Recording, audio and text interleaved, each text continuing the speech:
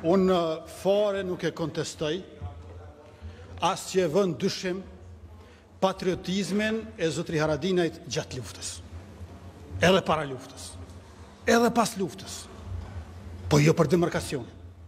Për demarkacionin nuk ishte qëndrimi patriotik. U dhanë 82 km/h për qerek metri katror sa që ke ullë që qëto. Kjo është. U pagut për atë punë. Pra kjo është problemi.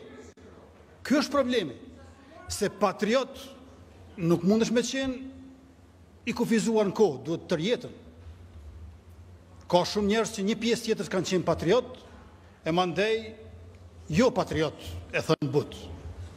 E para, e dyta, kush do që ka luftu, kush do që ka rezistu, kush do që ka mojt burg, kush do që ka qenë viktim, ka qenë për këtë vendbe, s'ka qenë për një vend huj, normal është me luftu për vendin tonë.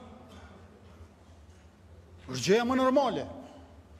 Prandaj edhe s'bën mjaft të pru fort me mburje se për vendin ton ka qenë. Se po del dyqysh që se ke dashur fort vendin ton e po don tash një farlloj shpërblimi me qenë si pas ke luftu për vendin ton. Është gabim kjo qasje. Jo po edhe fëmijët është gabim me mësu me këtë qasje. Edhe brezat e ri është gabim me mësu me këtë qasje. Angazhimin për këmbë edhe për këtë vend e kemi borxh, e kemi obligim. E pikrisht qasje e gabueshme që e keni pasur ju, ka sjell në situatën ku luftëtari duhet të shpërblehet me naj shtëpi në Marigon, me naj biznes, me naj terminal doganor, me naj kompani, me do hektar tokë bujqësore që i shëndron motela në autostradë. E kjo është gabim. Prandaj jemi në këtë pikë ku jemi. Më falni, po kjo është logjik mercenari. Mercenari shkon luftë dhe paguhet, po këtu përbjen që do të me marr vetë, se s'ka kush pagu. Luftari vërtet është ai i cili s'merr kurrë mas lufte. Edhe që si janë shumica dërmuese, 99%.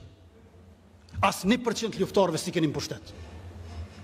Po qëta që më pak se 1% janë pushtet, janë 100% televizor.